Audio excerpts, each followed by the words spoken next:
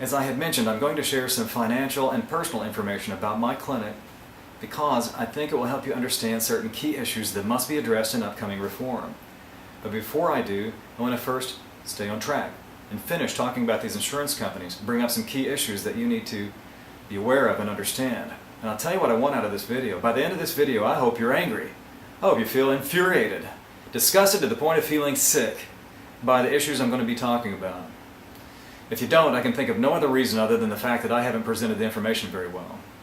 They're very natural, normal emotions for anyone to feel who has respect for themselves, love for their family, for their co-workers, people they worship with, fellow Americans. Now let's consider some of this information. First, I want to talk about your health insurance policy. And I'm not talking about our public insurances, I'm talking about private insurance. In reality, this is a contract.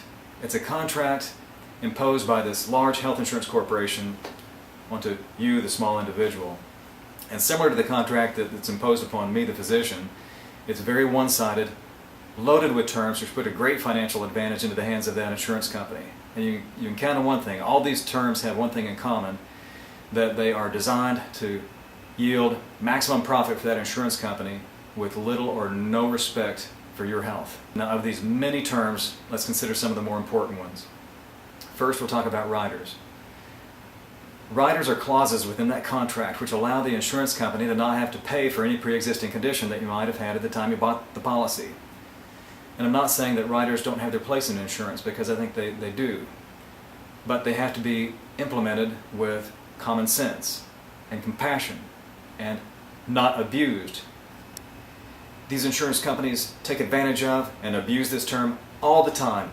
Happens so frequently, it makes me sick. I have to look no further than my own family to see blatant examples of this, and I don't need to share them with you because you have your own examples. You know this occurs on a massive scale nationwide, otherwise it wouldn't make the news routinely. And that this is designed so that they can take in your premiums and not have to pay out on the very conditions that you need that insurance the most for. And they do it because they are profit machines. They do it because they can. Next, let's consider insurance rescission.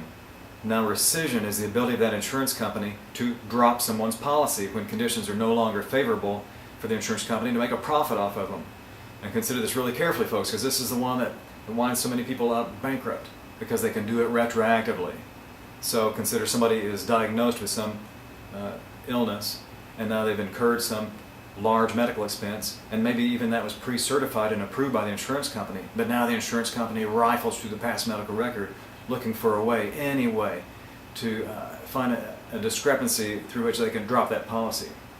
The insurance industry says this only occurs in about 1/2%. 1/2%, that's 1 in 200. Out of all the policies across the nation, can you imagine how frequently this occurs? And which ones are they dropping? Are they dropping the one where the person pays their premium routinely and they don't have any medical expenses? No. It's the ones where some diagnosis comes up and there's a large expense, and then they rifle through trying to drop that policy. This happens frequently. This is rampant. It's a horrible injustice to people. It's so bad it led to a U.S. House subcommittee investigation. And the insurance companies denied any wrongdoing, of course, but the investigation showed otherwise. It showed that employees were being evaluated on the basis of their ability to drop policies. For instance, in one case, an employee earned a perfect score of 5 for exceptional performance on the evaluation that noted that employees having dropped thousands of policyholders and avoided nearly $10 million worth of medical care. Some other evidence in that investigation: Blue Cross of California subsidiary and 2 other insurers saved more than $300 million in medical claims by canceling more than 20,000 sick policyholders over a 5-year period. And the evidence goes on. The chair of the subcommittee stated that when times are good, the insurance company is happy to sign you up, take your money in the form of premiums. But when times are bad and you're afflicted with cancer or some other life-threatening illness, it's supposed to honor its commitments and stand by you in your time of need. Instead, these insurance companies use a technicality to justify breaking its promise at a time when most patients are too weak to fight back. Other comments by committee members said it's shocking, it's inexcusable. It's a system we have in place that we have to stop. Now, toward the end of this investigation, when all this evidence was then uncovered, And the representatives pinned these insurance companies down and said, look, will you at least agree to only do rescissions in the case of documented fraud on the part of the patient? Those insurance companies said no. And why? Because these corporations are tied to Wall Street, because they have a legal mandate to their shareholders to generate profit. And they can't generate these massive amounts of profit when they're paying it for things like your health. They do it because they are profit machines. They do it because they can. They do it because we allow them to. Now, I know I need to pick up the pace. I just don't have time in these videos to go into great detail, and there are too many of these terms to talk about.